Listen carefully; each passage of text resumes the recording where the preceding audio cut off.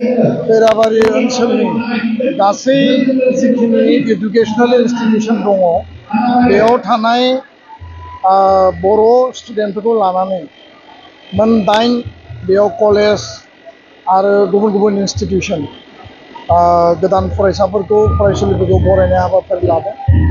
बिथांमोना हांख्रायनाय बायदि आं बाहागो लाफैदों।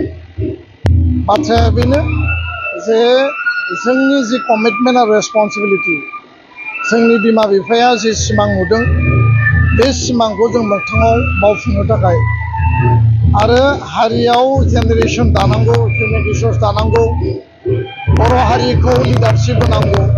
बेनि थाखाय जोंनो गुन गोनां सोलोंथाइ नांगौ, क्वालिटि इडुकेसन नांगौ आरो कुनु स्टुडेन्टआ जाहाथे ड्रप आउट जायाबासिनो हायार सेकेन्डारि आरो कलेज लेभेलाव गावबा गावनि केरियार दानायखौ बयबो प्राइम रेसपन्सिबिलिटि हिसाबै जाहाथे बयबो गोब्राबै गोसो गुदुङै खस्थ'नि गेजेरजों जाहाथे नाजायो।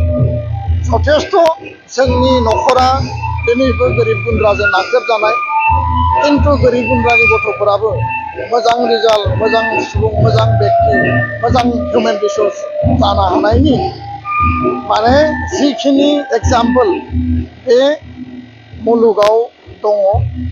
आरो बेखायनो आङो खावलायबाय मोजां रिजाल्ट, मोजां इन्स्टिटिउसन, मोजां एमप्लयमेन्ट बा जिउआव गावनि जिउखौ दैदेननायनि जिखिनि केपासिटि बेजों लोगोसे जोंनि आइडेन्टिटि, जोंनि जि कालचार, जोंनि जि लेंगुवेज आरो माहारि दानायनि ग्रेट बड'लेण्ड नेशनेलिटि दानायनि नैबे जेनेरेशना बयबो बिबानखौ रुजुयोब्ला बर' हारिया फिउचाराव गोख्रों हारि हिसाबै जोङो जेब्लायबो जोङो खर' दैखांनानै थांना थानो हागोन।